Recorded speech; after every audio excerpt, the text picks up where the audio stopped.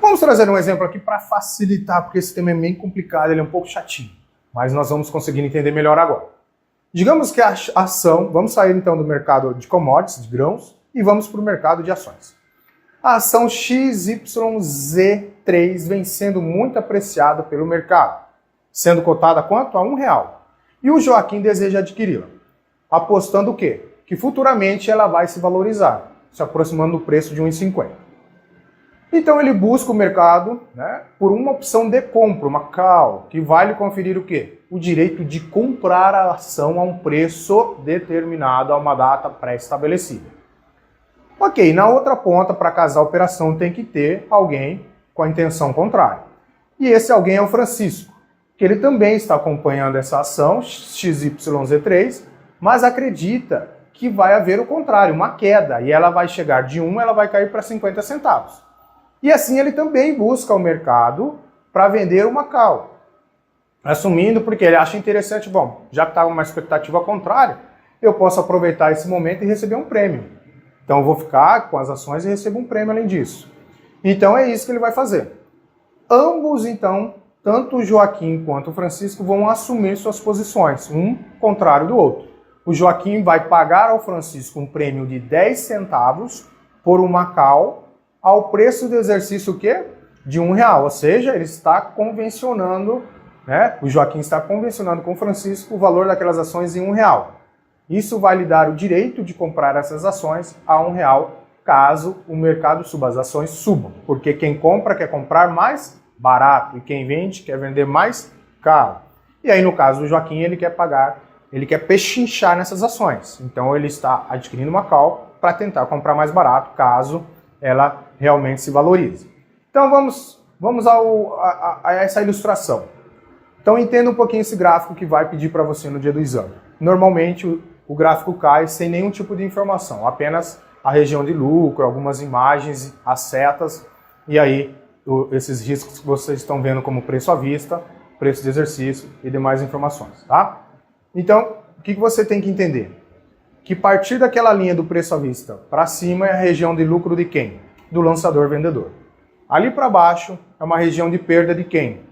Veja que aquela região de perda, quem está pagando o prêmio, né? Ali é o Joaquim que está pagando para o Francisco para garantir o seu direito. Então é uma região de prejuízo, de perda para o Joaquim, porque ali é uma despesa de 10 centavos para ter direito àquela call de compra. E a região de lucro do Joaquim, observa no gráfico aí, só vai ser interessante quando atingir o ponto verde, ou seja, o preço de exercício, que é R$1, que foi acordado entre os dois, mais 10 centavos, que é o preço que ele está pagando para ter esse direito. Então o seu custo nessa operação pode chegar a 1,10. Então só vai ser interessante para ele se o preço ultrapassar R$1,10. Ok? Então nós temos a região do prêmio, que foi pago pelo Joaquim ao Francisco, representa uma região de ganho para o Francisco, mais uma despesa, né? Perda para o Joaquim, então é o máximo que ele vai perder nessa operação.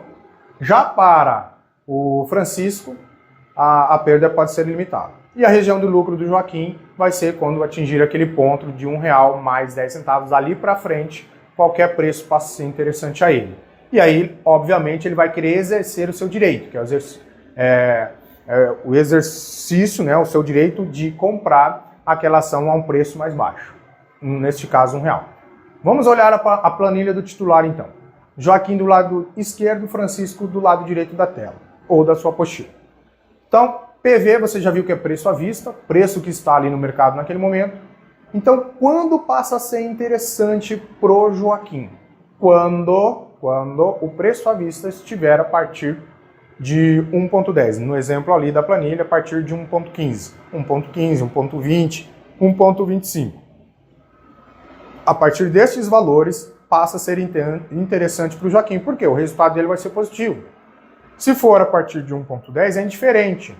Né? Por que é indiferente? Porque ele pagaria R$1 por aquelas ações, ele já pagou 10 centavos, e se ele comprar as ações pagando R$1 e já teve a despesa de 10 centavos e vender no mercado no mesmo momento, ele vai receber 1,10 pelas ações. Então, ele não vai ganhar nada. Ele pode anular na operação, pelo menos pagando o prêmio de 10 centavos que ele teve como despesa.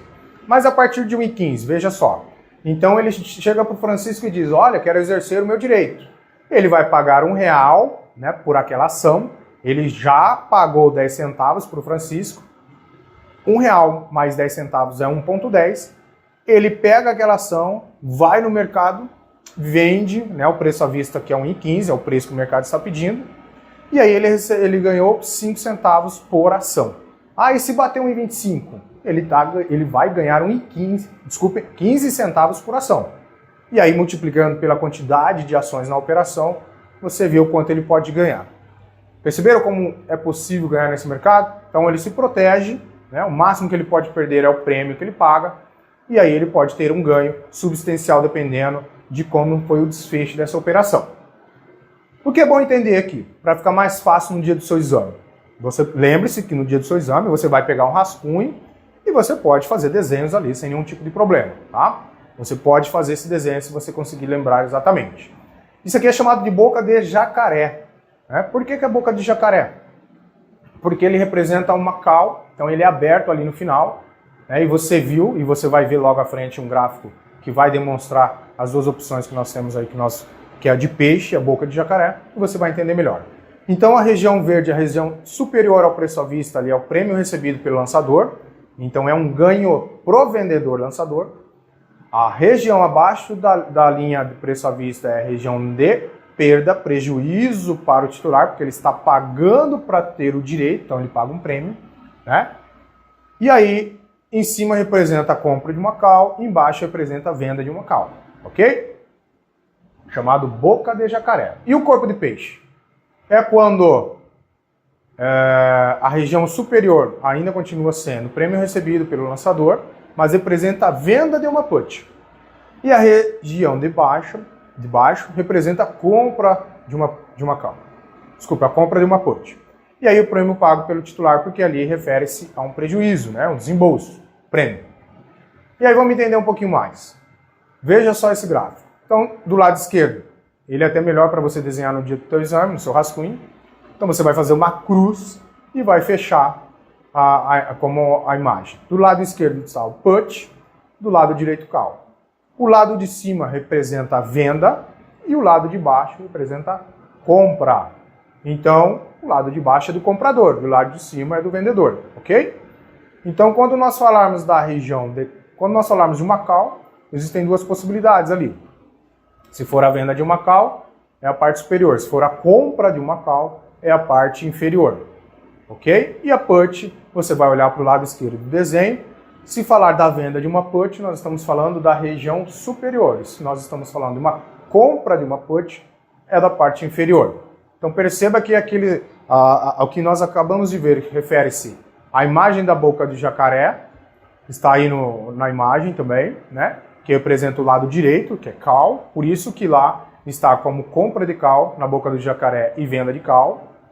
E depois a região do lado esquerdo é put, então representa compra de put e uma venda de put. Ok, então em uma cal, vamos ver ali o comprador titular e o vendedor lançador. Qual é o cenário? Então o titular compra a opção, né, a cal, e o vendedor está vendendo aquela opção. Lógico, para o titular conseguir comprar, alguém tem que vender aquela opção. As operações têm que ser casadas, em posições contrárias. O titular paga um prêmio ao vendedor lançador e este, obviamente, vai receber esse prêmio. O titular assume o direito de comprar e o lançador assume a obrigação de vender. Qual é a expectativa do titular? Expectativa de alta do ativo. Enquanto a expectativa do vendedor é de baixa. Na put, o titular assume, então, um direito de vender, enquanto o lançador assume a obrigação de comprar. Qual é a expectativa do titular na put? A expectativa é de queda do ativo. Já a expectativa do vendedor lançador é de alta do ativo, ok? Então, de qualquer maneira, observam aí que quem paga o prêmio é sempre o titular. Quem recebe o prêmio é sempre o lançador, ok? Quais são as duas formas de exercer uma opção, ou seja, o seu vencimento?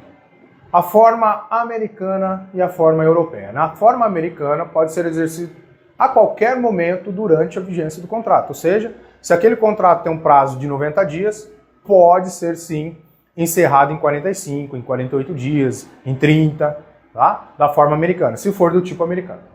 Agora, se for do tipo europeu, ou seja, apenas no vencimento do contrato. Quando falar europeia, lembre-se do inglês, né? Não existe o chá das 5.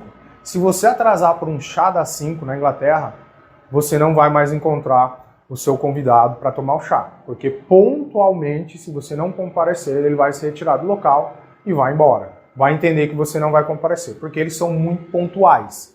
Por isso o nome de vencimento do tipo europeia, porque é no vencimento do contrato, ou seja, está convencionado que é o vencimento, chegou no vencimento, a gente resolve da forma como tem que ser resolvida. Não tem como ser antes, não tem uma flexibilidade como existe no modelo americano, ok?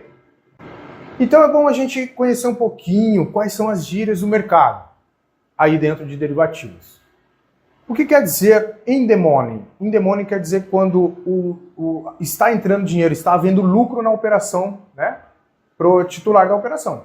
Então, in the money, está entrando dinheiro, ou seja, numa call, exerce o direito de comprar porque ele vai ter lucro na operação. E numa put, ele vai exercer o direito também de vender porque ele vai ter lucro na operação. Porque a operação foi montada, se ela estiver in the money, representa o quê? Lucro na operação, então vai ser exercida. E quando é out the money? Out de fora, né? Então está fora do dinheiro. Se está fora do dinheiro, está no prejuízo. Não vai exercer. Porque qual é o prejuízo dele? É o prêmio pago. Então ele não exerce e aí fica com o seu prejuízo, que é o prêmio pago. E at the money? Quer dizer o quê? É indiferente. Se ele exercer ou não, vai dar na mesma. Ele não vai ter resultado, não vai ter lucro na operação. Então é at the money. Depende da situação, pode ser que ele queira fazer, mas na maioria das vezes não se faz. Até para não ter, perder tempo com o operacional, tá? Mas, enfim, lembrando, dentro do dinheiro, in the money, vai exercer porque está havendo lucro na operação. Quando for out the money, não vai exercer porque está tendo prejuízo naquela operação, então ele assume o seu maior prejuízo, que é o prêmio que foi pago para realizar aquele contrato. Agora nós vamos falar de mercado swap. É uma operação em que as partes realizam uma troca. Então, quando fala de swap, quer dizer troca de indicadores, tá? E aí pode ser a troca de rentabilidade de ativos financeiros pré-definidos. E qual é o objetivo da operação de swap? É reduzir os riscos e aumentar a previsibilidade, né, para as partes do contrato. Observe aí, operações ativas. O que são operações ativas? São os direitos, são os recebíveis, são os investimentos. Então, você vai entender logo mais o que isso representa. E as operações passivas são as obrigações, são as dívidas, são os empréstimos. Então, tudo que tira dinheiro do bolso é passivo, tudo que põe dinheiro no bolso é ativo. Agora vamos num exemplo de swap cambial, né, que o Banco Central costuma fazer no mercado. Então, primeiro ali, no tipo de operação mais comum, o Banco Central vai fazer o quê? Oferecer um contrato de venda de dólares, câmbio, variação cambial. Mas não entrega essa moeda. Ele só faz um contrato, né, sobre indicadores. E quais são esses indicadores? Câmbio versus taxa de juros. No 2, no dia do vencimento, um investidor ou uma empresa, né, que fechou o contrato com o Banco Central vai receber o valor correspondente à remuneração de uma taxa de juros. Tá? E aí, no cenário 3, o Banco Central recebe o valor correspondente à variação cambial. Então, essa transação o Banco Central faz muito para justamente proteger o mercado, apoiar os investidores, as empresas. Ele assume o quê? A variação cambial. Mesmo que a variação cambial seja negativa, isso é prejuízo do Banco Central, ele que assume, né? Já que é uma autarquia que tem esse propósito de trazer um equilíbrio para o mercado. Para ele estar protegendo o investidor, as empresas aí no exemplo. Por quê? Nesse cenário, digamos que foi o quê? Uma queda da taxa cambial, favoreceu aí a taxa de juros, então para o investidor é interessante receber em taxa dos juros do que variação cambial. E a variação cambial, como foi negativa, o Banco Central, né, fechou esse contrato, acabou amargando o seu prejuízo.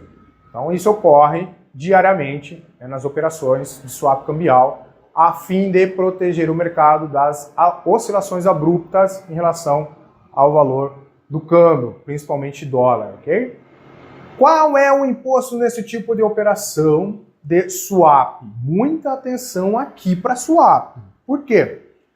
De acordo com a lei, de acordo com a Receita Federal, por ser uma operação em que há previsibilidade de ganho, né, porque ele faz uma operação semelhante à renda fixa, então ela se enquadra como uma operação de renda fixa. E por isso, a sua tributação vai seguir a tabela regressiva do imposto de renda, como se fosse uma operação de renda fixa normal, tá? Então a lei ela diz assim, que quando há uma previsibilidade de ganho de rendimentos em uma operação, ela não é entendida como renda variável, ela é entendida como renda fixa. Logo, ela tem que ser tributada de forma igualmente à renda fixa. Por isso que na maioria das vezes uma operação de swap é tributada em renda fixa. E no exame, normalmente, é cobrado esse entendimento. Falou de operação de swap, como visa apenas proteção e previsibilidade de ganhos, como você viu no início, né, na descrição do mercado swap, ele vai, na maioria das vezes, ser tributado conforme a tabela regressiva do imposto de renda. E as demais formas? Qual é a tributação? Então, qual é o fato gerador? É como renda variável, como nós já vimos. Então, o fato gerador é o lucro auferido na operação, ou seja, o ganho de capital que foi registrado naquela operação. A alíquota correspondente a 15% se for operações normais que ocorrem fora de um dia e 20% para operações day trade que ocorrem no mesmo dia. É permitido para efeito de operação o quê? Dedução dos custos incorridos. A gente já falou, né? Pode ser corretagem, plataformas, elementos, normalmente todas elas. Então está aí em tela mais uma vez para lembrar as operações normais e as operações day trade, lembrando que operações normais as alíquotas são sempre menores, 15% sobre o lucro, responsabilidade do investidor, recolhimento via DARF, até o último dia do mês subsequente. Não esqueça do dedo duro, que é 0,005% sobre a venda. Esse recolhimento é responsabilidade da corretora ou banco, né, a instituição financeira.